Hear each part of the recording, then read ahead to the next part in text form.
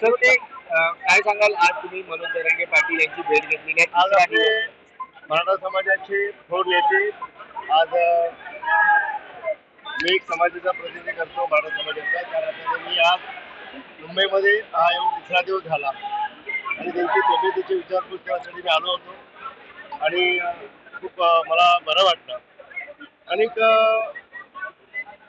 मला खूप त्यांच्यावर अभिमान आहे की आपल्या समाजासाठी सर्व खूप काही त्यांची करायची भावना आहेत अतिशय चांगली व्यक्तिमत्व आहेत आणि अशा नेत्यांची आज त्यांचा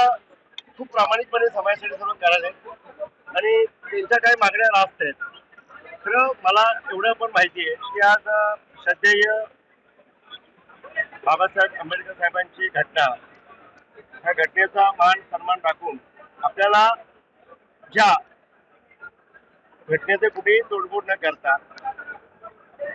जे आरक्षण आपल्याला समाजाच्या प्रती आपण सर्व मागणी करतोय तर ते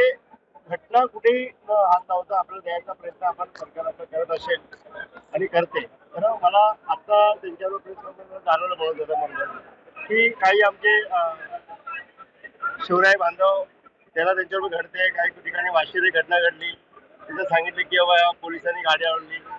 तिथं त्यांना मग राज्याचे मुख्यमंत्र्यांना डायरेक्ट आरोप झाले तर अनेक कार्यकर्ते सांगितलं की आम्हाला इथे आलो तर लास्टला ह्या गोष्टी त्यांना मी म्हणून दादाला सांगितलं की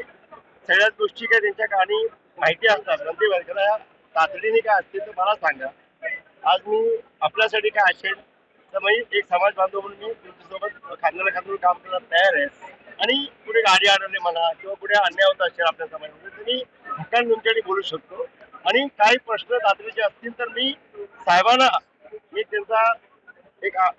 पक्षाचा अपक्ष आमदार किंवा अपक्ष आमदार बोलल्यामुळे मी साहेबांना हक्काने तुमच्यासाठी मी बोलू शकतो तुम्ही मला माझे कानी घाला आणि असं थोडाही गैरसमज करू नका आणि माझ्यावर विश्वास ठेवा. तर मी प्रामाणिकपणे कानी घालतो असं नाही की त्याला आरक्षण द्यायचं नाही किंवा समाजाचा प्रश्न मिटवायचा नाही असं नाही. खरं लास्टला आपल्याला हे विचार केला पाहिजे की 20 मुख्यमंत्री झाले त्याचे 12 मुख्यमंत्री आज मराठा समाजाचे होते. दादाला तेच सांगितलं की दादा आज 12 मुख्यमंत्री झाले तर त्यावेळी पण आज त्याच्यामध्ये आज तुम्ही एक नॉन मराठा मुख्यमंत्री आहे त्याच्यावर आरोप करण्यापेक्षा तुम्ही बाकी त्यांना पण त्याला बघा की आज ते आपल्याला सर्व जे मंदी म्हणतात आपला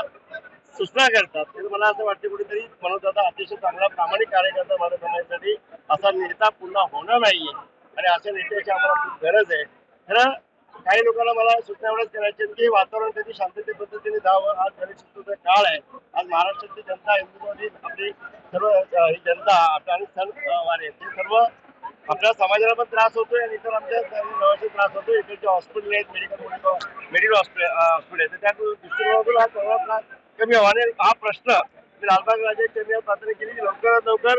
ह्या यांचं मनोज दादा यश यावं आणि आपल्या समाजाचे त्या प्रश्न मार्गी लावते प्रामाणिकपणे मी प्रयत्न करेन. दादाला मीच सांगायचा प्रयत्न केला दादा काही गोष्टी मी लहान असलो तरी समाजाच्या प्रती मी खारीचा वाटा घेऊ शकतो आणि मला तुम्ही सूचना करा त्या सूचनेचे पालन करेन आणि मी शब्द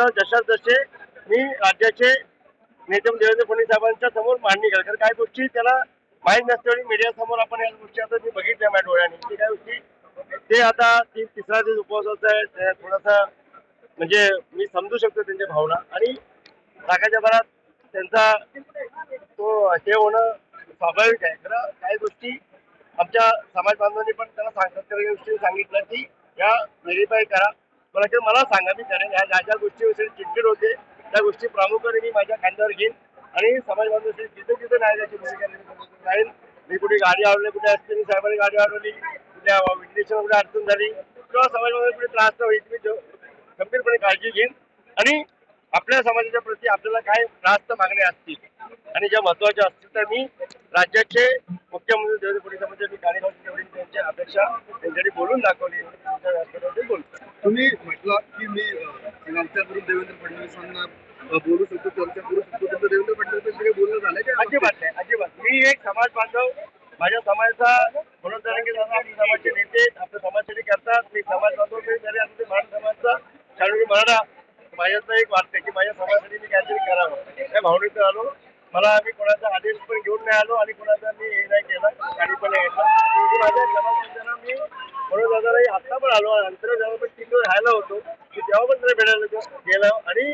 समाजाच्या प्रत्येक मोर्चामध्ये माझा सिंहाचा वाटा असतो आणि खायला आमचे सर्व जिल्ह्यातील आमचे सगळे आणि त्याच्यासोबत आहोत मी त्याच्यामध्ये कुठलीच